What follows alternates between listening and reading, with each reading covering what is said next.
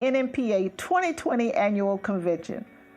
On behalf of the Black Press of America, we thank you for taking time to join and engage with us over the next 2 days. We have an agenda full of vital information, inspiring messages, and spirited entertainment. Amidst the COVID-19 pandemic and amidst the continuing epidemic of racism in America, the Black press remains on the front line. Our newspapers are vibrant and resilient. And yes, people of our communities are struggling for freedom, justice, and equality. And as the Black press, we remain in that struggle alongside our people. Since 1827, the Black press continues to be the voice of Black America. Please visit our website at nnpa.org to review the list of our NNPA member publishers from across the nation. We thank our corporate partners, sponsors, and our supporters for helping us to make this convention possible. Our theme is trust, hope and resilience, and overcoming COVID-19. As chair of the National Newspaper Publishers Association, the NNPA, again, I welcome all of you. Enjoy, engage, and be encouraged. God bless.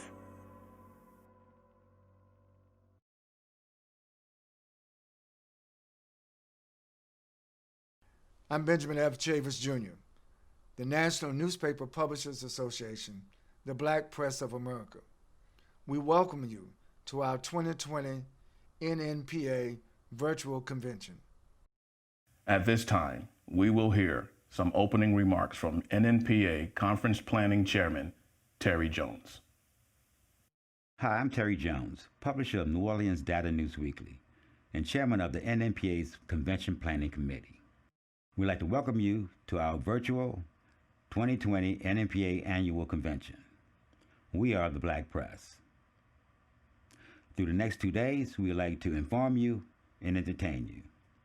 We appreciate you coming, understand the impact of the virus is still among us, especially in our community, and the more important Black Lives Matter movement that's not only in America but across the world. Thank you for being here. The Black Press, NNPA, has been here 80 years, selling the 80th year. And the Black Press in general has been here 193 years. So we appreciate our supporters, our advertisers, and most of all, our readers. Thank you for being here, and I hope we do well the next 2 days to make this an enjoyable event. Remember, together, we can all make a difference. God bless you, and I hope you enjoy. Ladies and gentlemen, the executive board members of the NNPA would like to extend their greetings.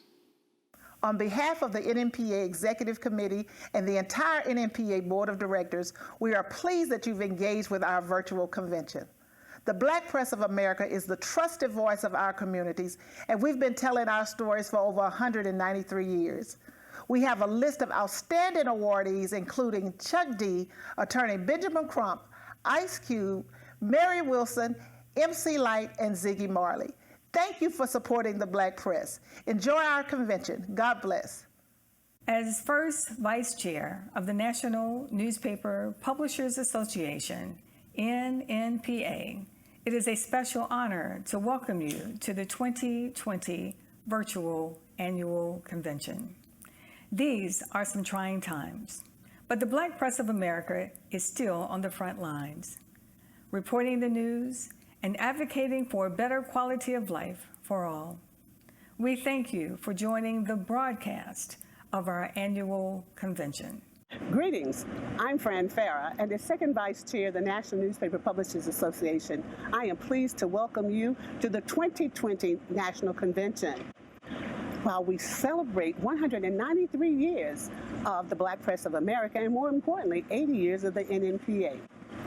So I welcome you again. We have so much more to offer. Stay tuned. Again, thank you for joining us.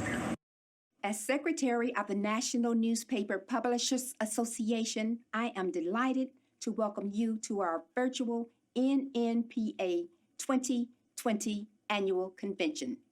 Our convention theme is the Black Press, Vital Voice of Black America, trust, hope, and resilience, overcoming COVID-19. Our newspapers and media companies remain vigilant and steadfast in our commitments to make a positive difference. Thank you for tuning in. God bless you.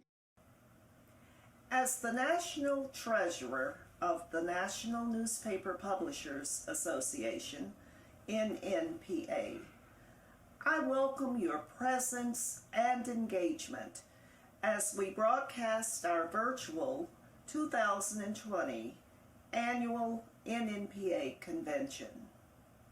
All across the nation and the world, people are crying out for justice and for equality and for freedom.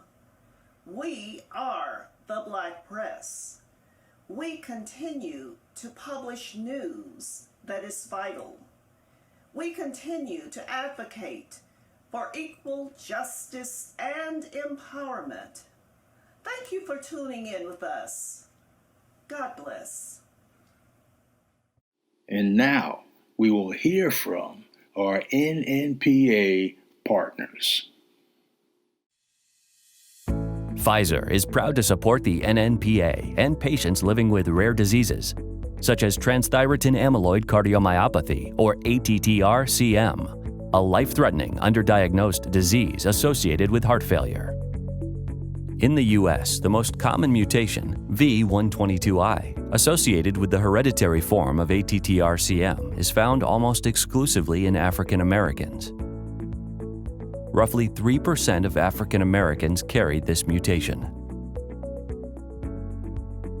We are dedicated to raising awareness for rare diseases like ATTR-CM and making an impact on the lives of patients and caregivers. Visit yourheartsmessage.com to learn more. I'm Joanne Jenkins with AARP. The coronavirus continues to affect us all, and we are here, actively supporting you and your community. Every day, we're providing trusted information from top health experts, sharing tools to help protect families from fraud, and creating resources to support family caregivers everywhere. As always, you can count on AARP to advocate for you and your family. Join us and stay connected at aarp.org/coronavirus. It would be inconsistent with our values not to speak out and not to work with others and challenge ourselves and challenge others. When I said in the note, we want to be the most inclusive company in the world, I want every company to be the most inclusive in the world, because it's not something we should compete on. It's something we all have to dedicate ourselves to do. So to me, it's values-based, and you can't stay silent when something is just fundamentally happening that is so inconsistent with your values. You have a responsibility to act. We will now have a brief musical interlude.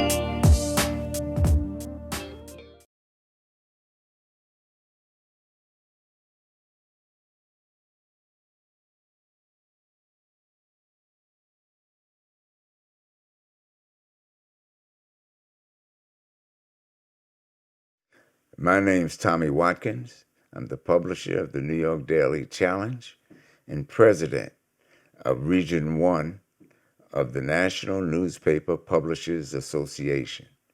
Region 1 of the NNPA proudly welcomes your attendance to our 2020 virtual convention. Our region is in the northeast of the United States, where the Black Press was founded in 1827 with the publication of Freedom's Journal in New York City. From Massachusetts, Connecticut, New York, New Jersey, Pennsylvania, Delaware, Maryland, and the District of Columbia, our newspapers remain on the front lines, keeping Black America informed and engaged. Agitate, agitate, agitate. Agitate for freedom, agitate for justice, agitate for economic equality. Thank you for engaging with the Black Press of America.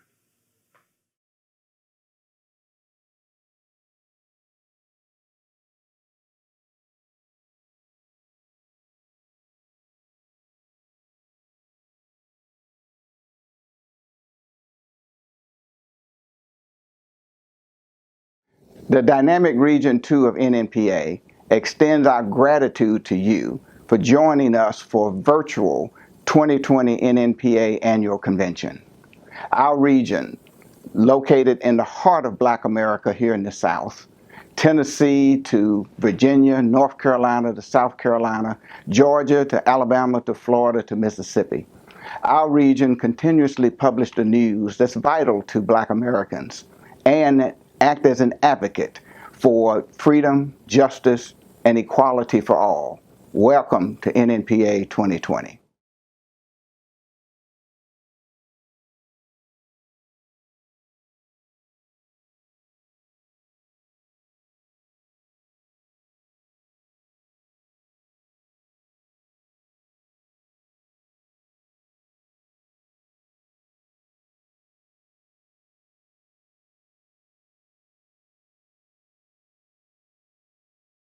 All of our NNPA member publishers in the Midwest region are pleased to welcome you to the virtual NNPA 2020 Annual Convention. Region 3 is a vibrant area of the nation that includes Michigan, Wisconsin, Indiana, Illinois, Ohio, Kentucky, Kansas, Missouri, and Nebraska. We're so pleased that you'll be with us during the next 2 days as we assert that Black lives matter and that the Black press matters.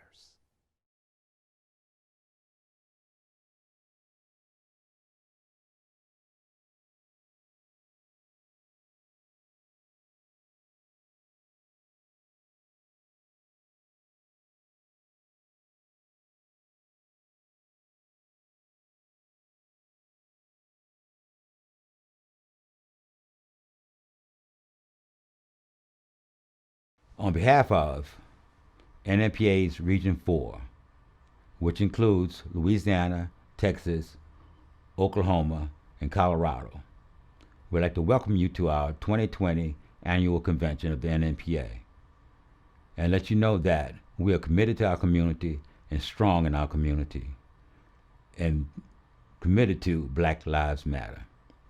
Again, thank you for coming.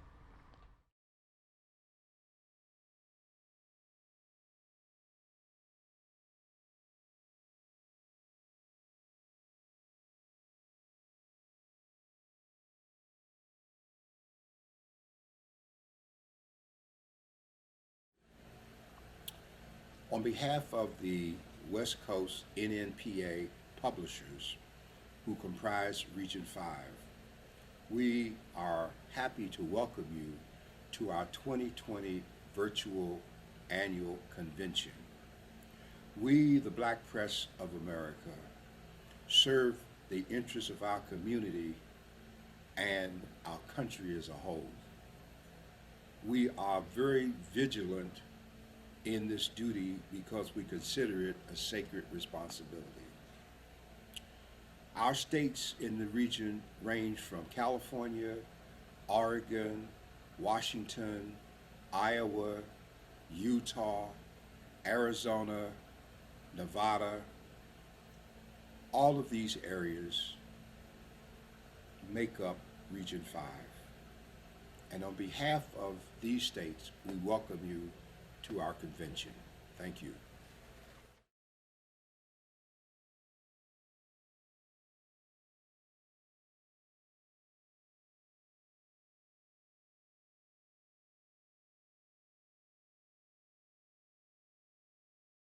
Let's hear from our following NNPA partners and sponsors.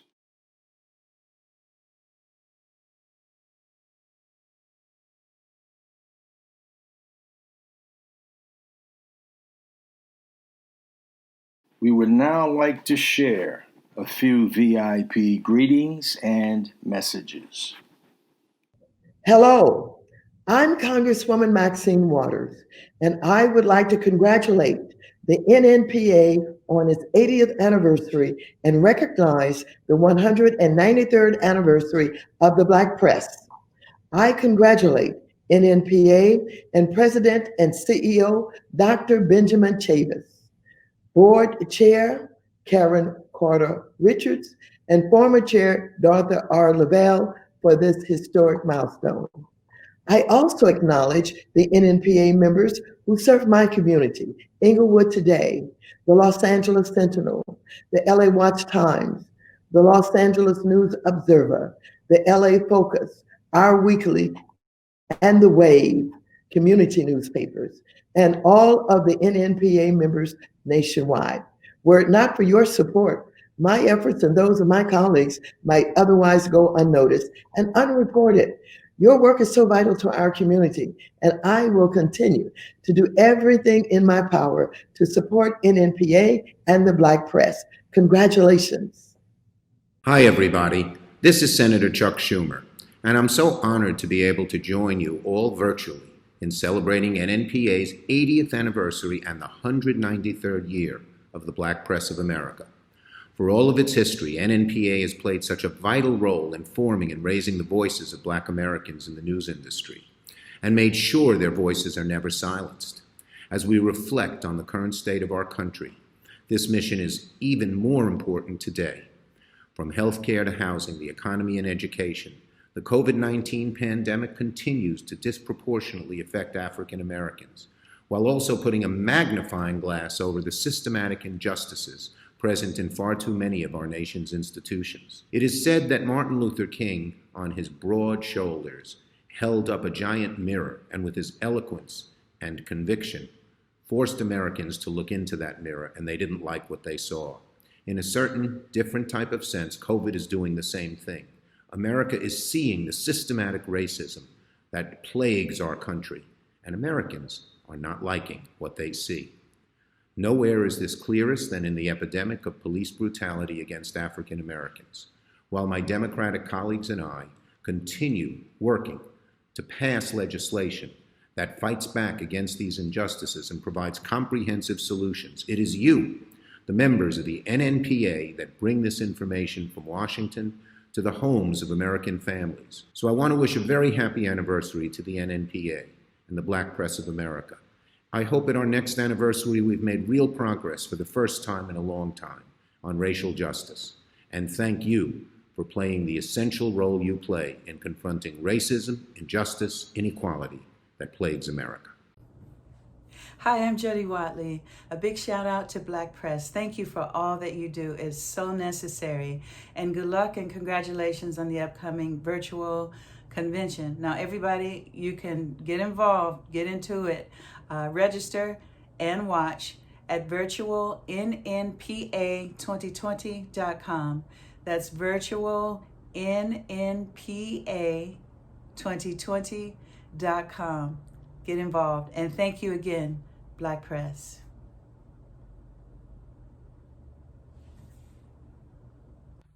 Hi, this is United States Senator Cory Booker, thrilled to be able to recognize the 193rd anniversary of the Black Press of America. and the 80th anniversary of the NNPA. We truly stand on the shoulders of giants. We have a history so rich with leaders in the Black press, names we know from Frederick Douglass to Ida B. Wells, so many people who were committed to telling the truth, not letting it be watered down or whitewashed. So many people that were willing to, with the truth, with their writing, with their journalism, to inspire, to ignite, to inform activists, citizens, and so many.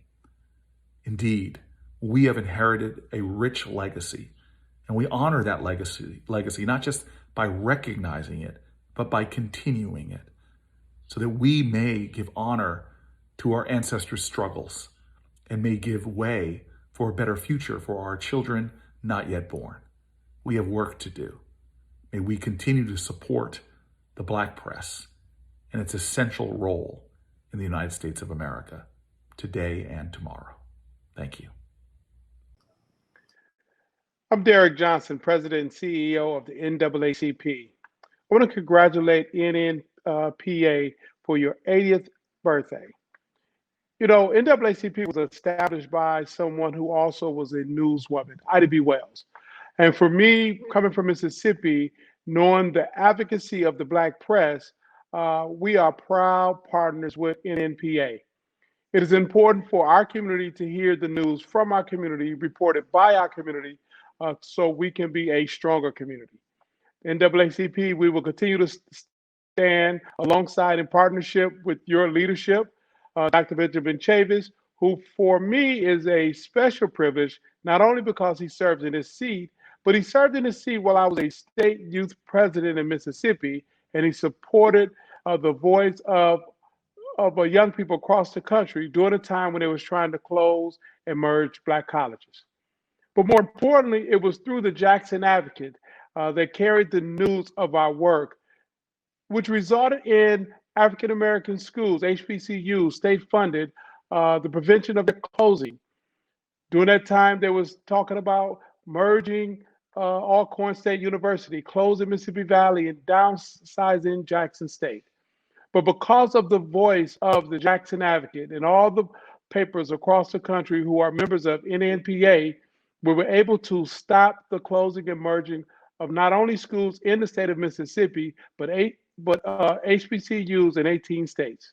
So thank you for being the voice of our community. Continue to do the work as we look to the future.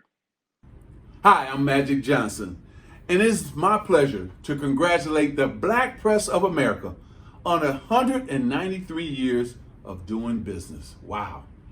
Your work has brought to life the stories of our community for many decades, and for that, we thank you. To President and CEO Dr. Ben Chavis, National Chairwoman of the Black Press Karen Carter Richards, and the entire board, congratulations and keep up the good work. God bless you. Let me express my thanks for you allowing me to be a part of this today. The Black press has meaning just as health disparities and economic, there are also news disparities. So our news is covered by the Black press. At some level, the white press picks up on what the Black press projects. People like James Bevel and Bernard Lafayette, Jesse Jackson, those of us who didn't have any written identification with the white press, we came through Daily Defender, came through Jet, we came to Ebony, we came to Memphis paper, Tri-State Defender. We know really about Emmett Till because the Black press took it on as a cause celeb between Memphis, Tri-State Defender, and Journal and Guide and Afro-American, and Jet, it made it. My first job as a kid was selling Afro-American and Jet and Journal and Guide papers every week. We kept the papers like they were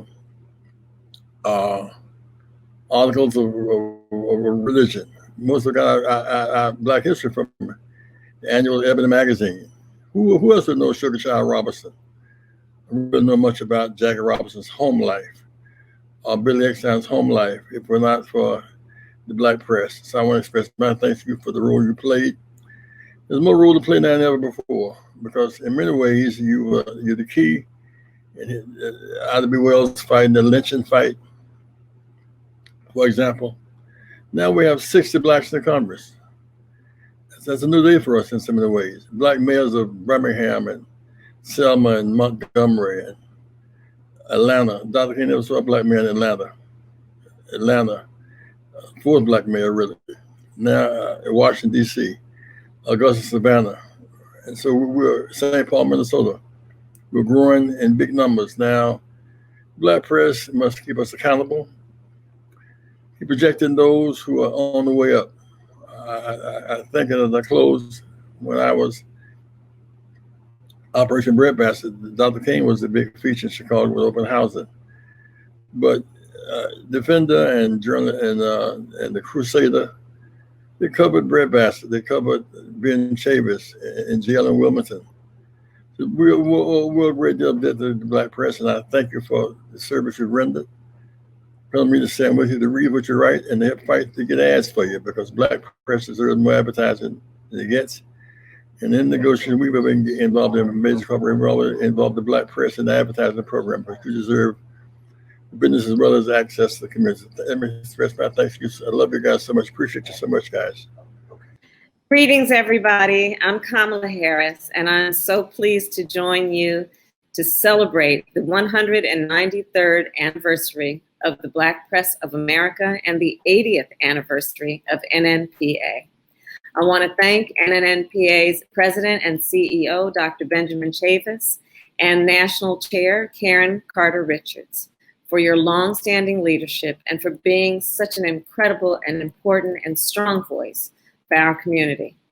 For 193 years, our country's Black publications have reported on politics, have reported on entertainment and social issues from the perspective of Black America.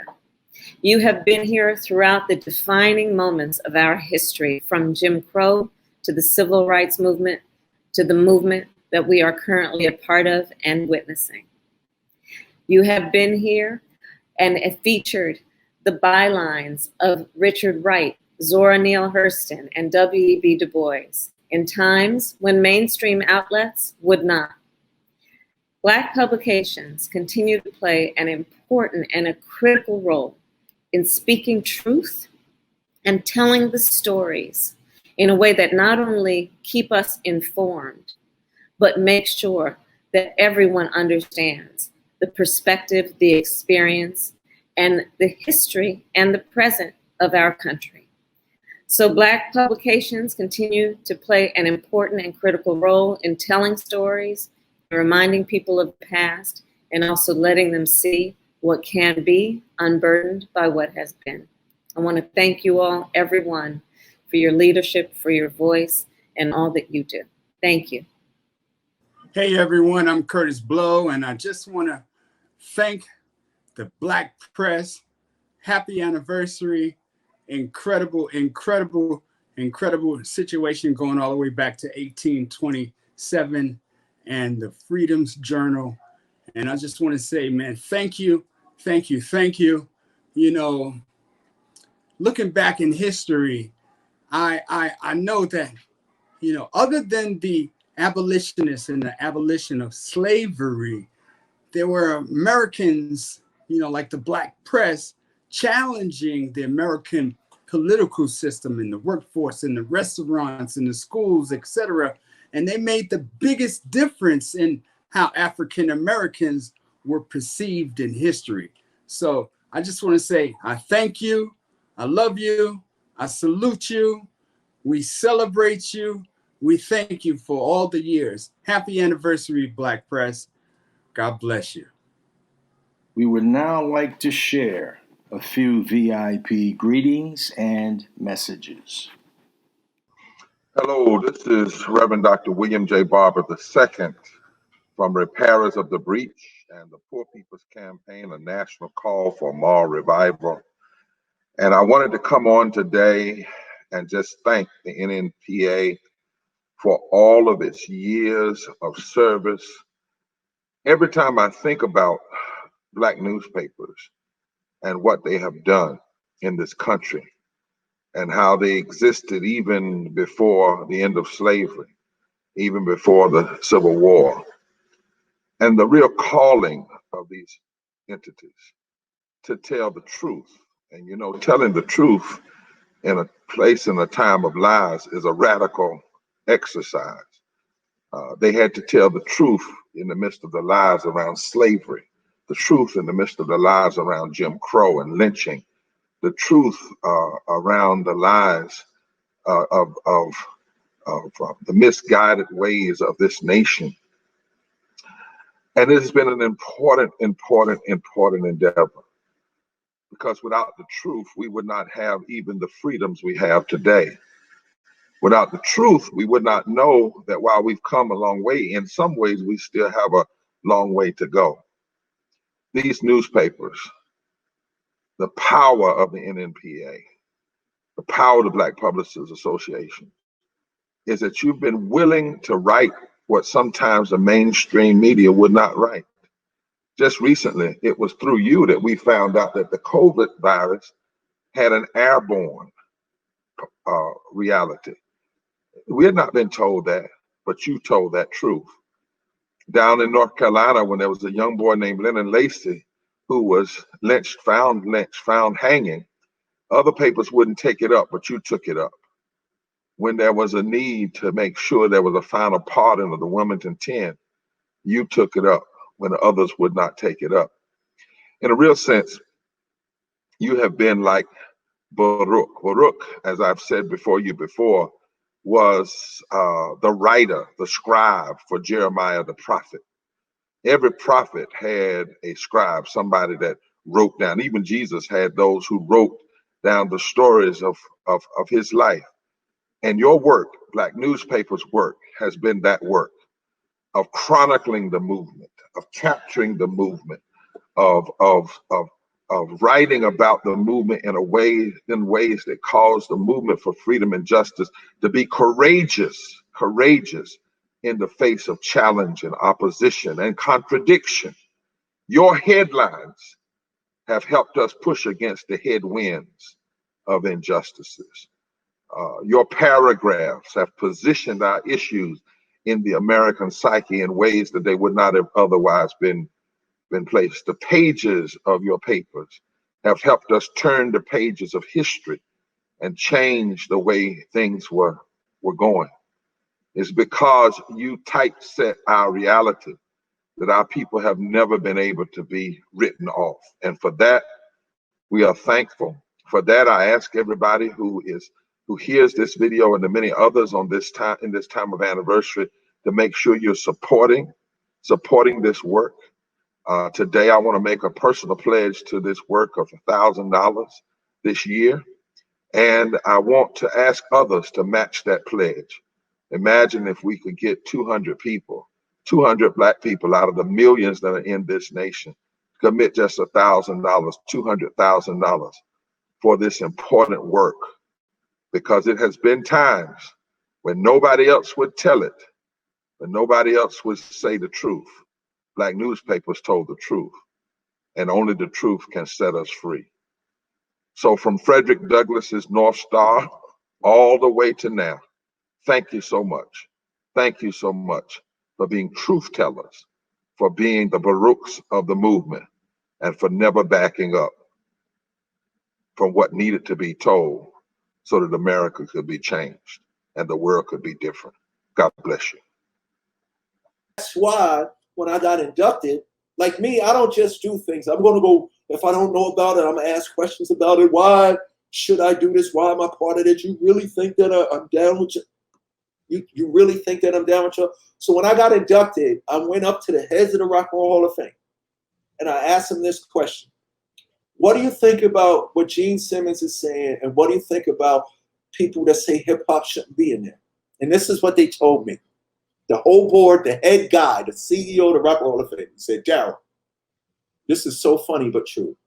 If you play the flute, he didn't say if you play the flute in a band.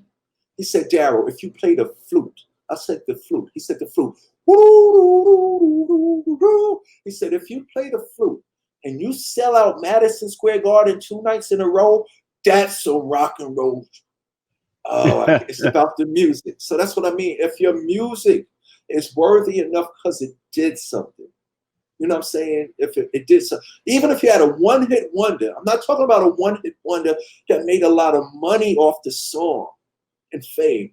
His song addressed social issues, revolution. Run DMC, we brought people together. We put black people up. We put black people in the front offices. Now they should put us in the chairs, but we put black people in the front offices of major corporations. We did an Adidas deal. It wasn't just Run DMC getting a deal. It changed marketing. It changed commercial product endorsement, the first non-athletic entity to get a major endorsement from a sports apparel company, and I don't even play any basketball. So when that happened, I said, that's why we're in the Rock and Roll Hall of Fame, because we did something. Yeah, absolutely. There's no question about it. This is the 190. Oh, I'm still on the interview. He's taking phone calls on a live broadcast, and that's sorry. Okay, I gotta go open the door for my wife. I'm sorry.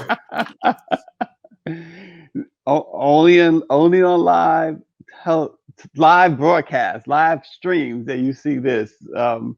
It's a very interesting thing when you go live and somebody has to let their wife in the house. I would have to let my wife in the house too, because otherwise it'll be some long nights and probably even longer days. I locked my wife out. I was just explaining to everyone that how important it was for you to let your wife in the house. Exactly. Like, whoa. She was like, open the door now. Now. We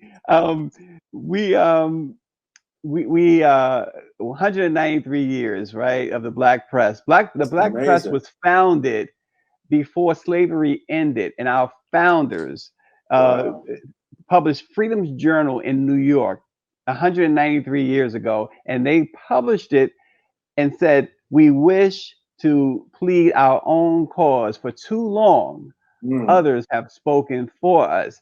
Yes. Next week, the National Newspaper Publishers Association, which is celebrating its 80th anniversary, and it's the trade association of the Black Press of America, is holding its annual convention, the first virtual convention, because it is, we're in a pandemic, so it has to be virtual. Right. It has to, right. For anybody who's interested, it's free to register and see what we have in store next week. It's www.virtualnnpa2020.com. Indeed, with that said, is there any message you want to give the Black Press on this great occasion of the 193 years? Any congratulatory messages we can pass along to our chair, Karen Carter Richards, and our president, Dr. Benjamin Chavis? Oh, for sure. Look, this is to everybody listening too. Black Press is the best. Whatever's going on with us, with our people, with our culture, with our nation, Black Press is the best. Don't settle for less. Don't look for the first information anywhere else, because it's only going to be as truthful, as soulful, as honest, as raw, and straightforward in feeling if it's coming from the Black Press, because they are the best. It's their anniversary after decades. Decades and centuries. Yes, centuries. That's a huge achievement. Come celebrate that success. But people really need to know the important vehicle that you are for the communication of information that's necessary for our transformation. That's what y'all are. You know what I'm saying? And without the Black Press, we would get lost. Because like you said, somebody will take our story and tell it the way they want it to be told. They'll tell our truths the way it want to be told. And the good thing about the Black Press is y'all address the issue for what the issue is. Y'all don't sugarcoat. You know what I'm saying? The political standpoint of it is not, y'all ain't political, you're people. You're not politicians, you're peopleticians. And that's very important because, like you said, Y'all been doing this. The black press has been here before slavery ended. So if they was talking those truths and giving if y'all been CNN for the black people before hip hop became the CNN for the black people, like Chuck D said, but y'all doing a great service to our people. Continue that.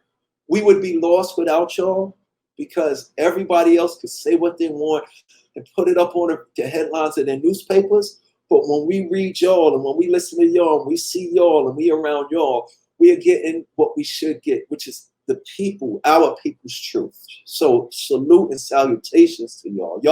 Y'all guys have y'all are the blueprint for hip hop.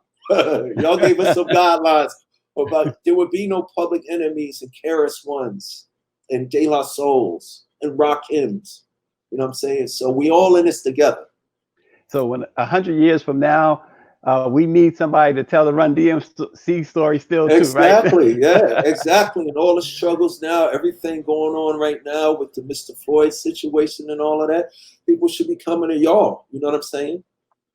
You know, we got a question from one of our viewers, DMC, Scott Survivor. He says, ask my man what he thinks about white rappers. I like Anthony from the Chili Peppers. He was ahead of his time. White rappers, what I think about white rappers is this. We was in the studio in 1986 working on the Raising Hell album, right? So Rick Rubin comes in, and he got 3 guys with him. These 3 dudes with him, right? And Rick points at him and says, yo, Jay, you think these 3 white guys can make a hip-hop album? So Jay looks, and the 3 people Jay looked at were the Beastie Boys, who was a white punk rock group who love hip-hop. They love what these dudes in the Bronx and Manhattan, like, they know so much about the old school that I didn't even know. And Jay looked and said, yo, why not? So we there's a song that we had called Slow and Low. So that was approval from Run DMC that, yo, Run DMC said we can do it. So they didn't have a starting point, though. What did we do? So we had this song called Slow and Low that they said, y'all ain't gonna use that song? Could we use that song? So everybody knows this. We gave them Slow and Low. So they go in the studio, they re-record Slow and Low the way they would do it. See. Hey, everybody. Attorney General Keith Ellison here to dedicate and to thank the Black press for your so many decades, almost 2 centuries of service to the Black community, helping to keep us informed, helping to make us sure that we know what's going on. It was the Black press in the early days that cataloged and documented lynching, that stood up and made sure that African Americans, whether they're in the Deep South or the North or the West or the East or in the Midwest, knew what was going on. Did you know that Ida B. Wells was a member of the Black press and she made the truth known? And so many others did. Monroe Trotter, other Black journalists from way back in the day, even Frederick Douglass was a member of the Black press. You should know that the Black press has been a rich institution that has sustained us. And even in this modern era, where are you going to learn what's going on with diabetes, with asthma, with the healthcare crisis that Black people face every single day, with homelessness, and with extrajudicial killing by state actors that Black people suffer through and people don't even know about? Sure, we know about the big names. We know about Philando Castile. We know about George Floyd. We know about that. But you know what we don't know about? We don't know those folks who we lose on the streets and the highways and the byways all the time, and their names never hit the news. So for those people, I want to say the Black press has been an essential organ of news and information. It is an essential piece of our community's heritage, history, and present moment. And I just want you to know, I'm not just up here talking. I put my money where my mouth is. I have a subscription to the Inside News, which is my local Black newspaper. The Inside newspaper is Minneapolis African American Press, of which I send my money because I believe you got to put your money where your mouth is. So let me just say, for those of you listening, subscribe to your local Black press. Make sure that they know that you really care. Subscribe and read so you can know what's going on. Thank you. Hey everybody, this is Mark Cuban, and I just wanted to say congratulations and thank you to the Black Press of America. You know, progress is rarely pretty and often painful, but it never happens and it never continues and it never gets the results it's destined for without a free press reporting the truth. So thank you to each and every one of you. We're going through a generational change, and it can't happen without what each and every one of you do. So thank you. There will now be a break.